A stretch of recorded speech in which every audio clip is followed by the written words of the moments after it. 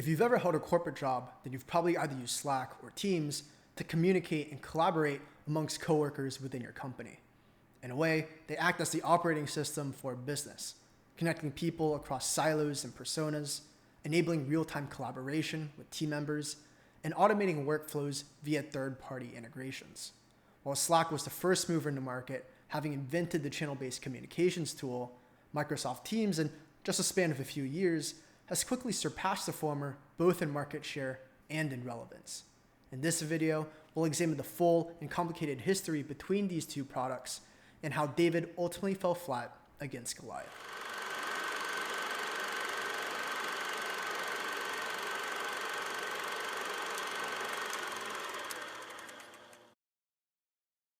The Wonder Child.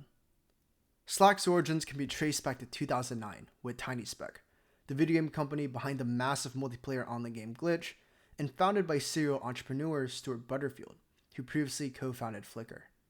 While Glitch garnered initial buzz upon release, its user growth quickly stalled out, and with cash continuing to burn, the company had to pivot and pivot quickly. So in 2012, TinySpec shut down its video game division and focused on building a communications app. And while this may seem like a complete 180 in terms of product direction, in reality it wasn't.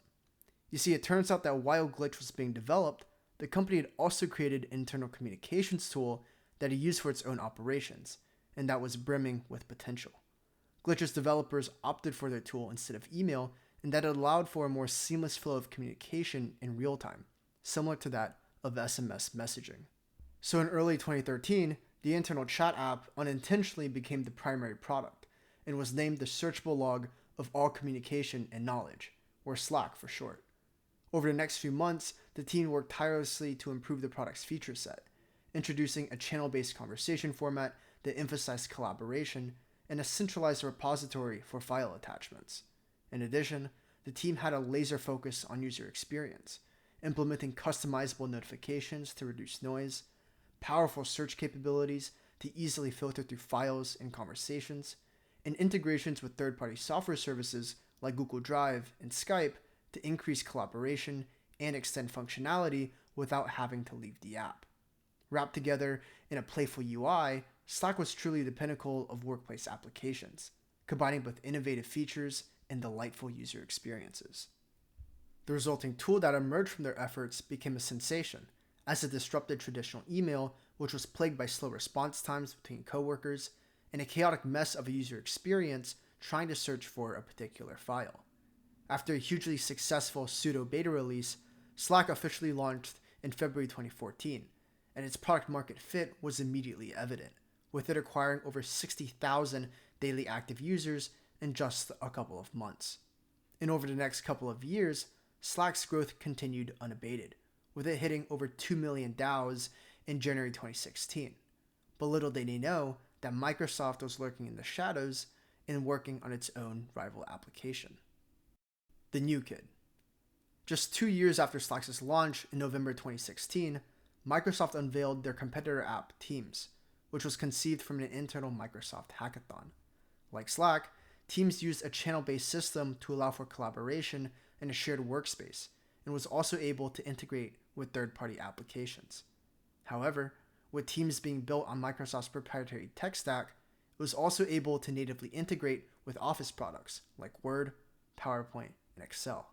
Funnily enough, on the day of Teams' launch, Slack took out a full-page ad on the New York Times to welcome their new competition and to land a few fun jabs, saying that although Teams is essentially a clone of Slack, the secret sauce is much deeper than just the features themselves, but the degree of thoughtfulness and craftsmanship that is not common in the development of enterprise software. They also go on to warn the tech giant, emphasizing that Slack is here to stay and that we're just getting started. And I feel like when I say unbounded potential, I mean, we should end up as big as Microsoft if we're able to execute. Let's just say that things didn't exactly pan out as Slack expected. That is to say that although its go-to-market strategy was key to its incredible rise, it also led to its eventual stagnation. Slack saw itself much more as a consumer application, like Facebook and Amazon, where network effects played a big role in user acquisition.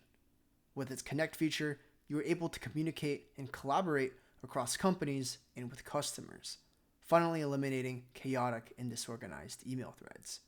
Those companies and customers were then inclined to start using Slack for their own operations and with the other companies and customers they interact with, creating a virtuous cycle of increasing user adoption and network endpoints.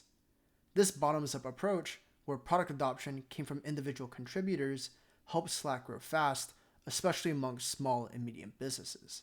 However, the strategy didn't quite apply to the same degree when competing in the enterprise space, which is considered the golden goose in B2B, as enterprises offer SaaS companies a combination of high revenue and low churn, with most of the deals coming above $1 million in ACV and the default risk of the company being much lower than small and medium businesses.